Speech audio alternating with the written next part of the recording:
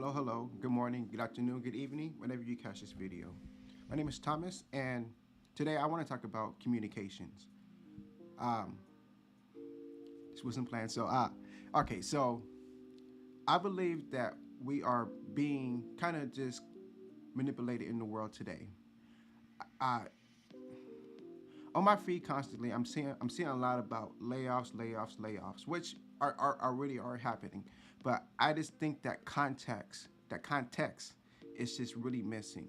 And I think that we're all just being manipulated to perform and act and perform a certain way.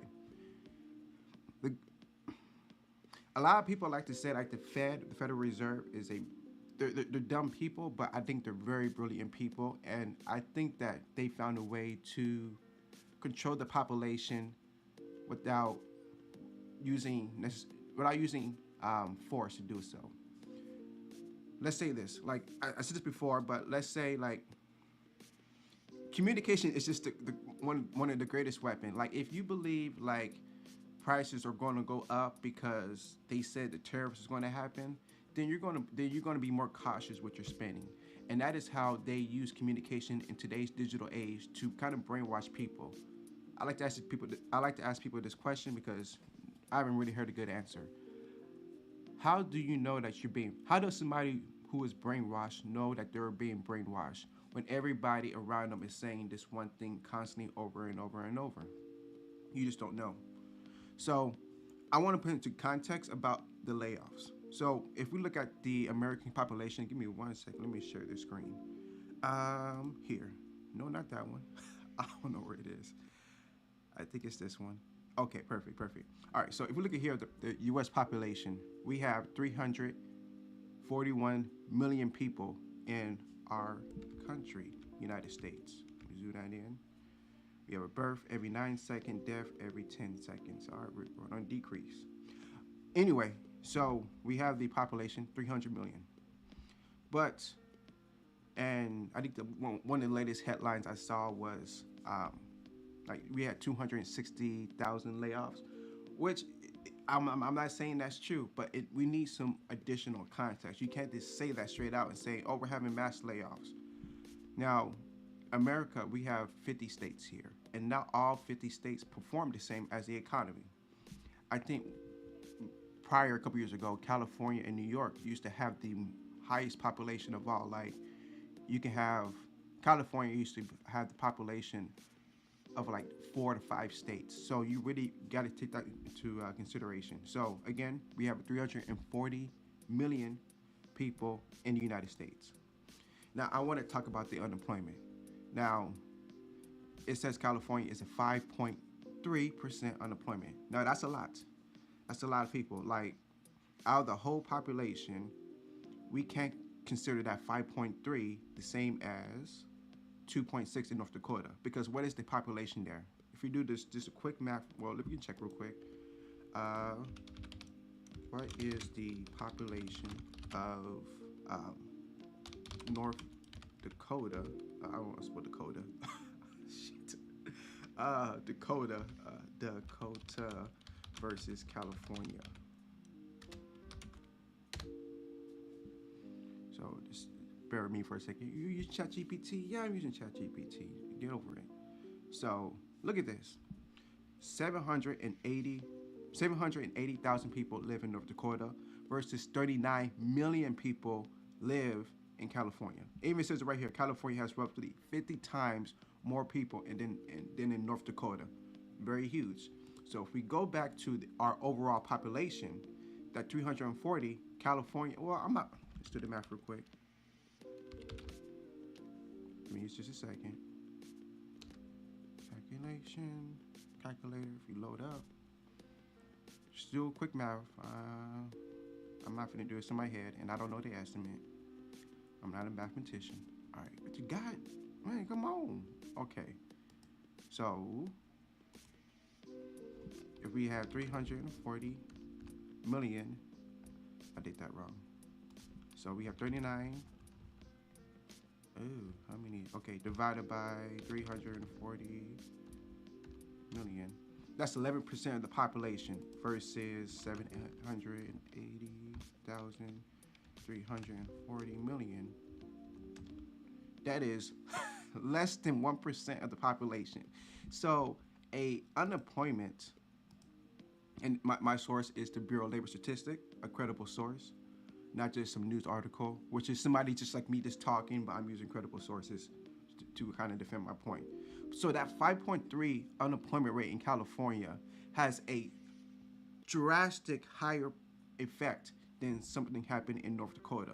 So yeah, these layoffs are, they're heartbreaking, people losing their livelihood, but it needs to be added context. So if that 260,000 people who lost their jobs, let's say it all happened in North Dakota, that would be a big deal. Like that would take a huge dip into their economy. But if it happened in California, that it's not really going to affect that much. That's why there needs to be more context into this unemployment. Yes, we're seeing these people make videos on TikTok, but where are these people from? What industry are they in? This could just be affect a certain industry. Like we should know that this is mainly happening to like white collar jobs, finance, business, and tech jobs. So in California, that's the hub for that spot. So it needs to really understand context. We need to add context into this.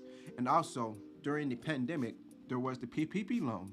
Not just small businesses applied for that. A lot of large corporations applied for that, and they got basically they used the tax dollars that we pay for our taxes to support our wages. So it isn't bad because that's how our tax dollars should be used back to the citizens, but that wasn't that business's money. So they were able just to say, okay, we're going to pay all these people, take them out of the service industry and put them in the remote technical job, which I'm not saying it's bad based on the situation that was delivered to us back then, but we need that context. And a lot of people aren't just saying that. They're just reacting saying, oh, this is what this girl said. This is what this guy said. We see people just whining online, but we need more context. Again, very tragic. You lost your job, lost your livelihood. You got to find. Most people are living paycheck to paycheck. So losing your job all of a sudden can definitely hurt you. But as an overall macroeconomics, we really need to add context. You can't just state a fact without adding context into it. And that's what I believe our media today are doing. Like people said, the algorithm. Yes, the algorithm does play a fact, but who is controlling this algorithm? Mark Zuckerberg, some Indian at Google. Now, what's stopping them from saying, hey, here's a informal meeting. There's two guys just hanging out at a bar, or there's two guys just wanna just smoke marijuana at their house. Oh look, I dropped my thumb drive that has a report on certain things. Oh, I dropped mine too. I didn't know about it. So then they can just review this file, do this, and push out certain information, certain narratives that they want. And especially with AI, they don't really have to do that much of a deep dive into it. They can just use AI to help with some of the tedious tasks and just kind of look for certain keywords that we say in our microphone that's into the computer. So I just really want us just to be more cautious about these layoffs and about what people are posting online, because people will say anything. Let me get back to the main screen. Again, people would just say anything because, again, there is a financial incentive for somebody to have a reaction video on YouTube. Shit, I'm on here to make money. I'm pretty sure they're here to make money. This takes time and effort, and there's always a financial interest. And through my experience when it comes to tax law and accounting, there is a disclosure you must make when there is a financial, or if you have an interest in something else. Like for example, top of my head, I can't really think of it, but let's say that I can't think. Okay, this is just me saying an example because I can't really think of it top of my head. But I know in finance, like when it comes to I believe it's hedge funds, like a individual cannot own more than, I believe it's 60% interest in the funds, because then they have a financial incentive in it. So if they have regulations regarding financial incentive, why don't we have something regarding news reporting? This is the digital communication age where information is very easily accessed. But what's also very accessible is disinformation, misinformation. And that is one thing that we honestly need more regulation on, because anybody can just say like, hey, this is happening. But is it really true? Like, people like to cite these private CNN, Fox, ABC, these private news articles, if they're not talking about Donald Trump all the goddamn time. They like to cite these things all the times, but are these just your opinion or are these facts? Like, we don't know. And are you the right person to really give a appropriate diagnostics regarding this? What is your background? These are the things that we, the citizens, need to really take into account. And that's why that is my goal here, just to provide, well, look at what people are reporting and seeing like, hey, is this actually true, or are they kind of just misleading you by not giving you the full story, full context of everything? All right, that's all I really want to say today. My bad for not posting, but I had to get some things straight. And I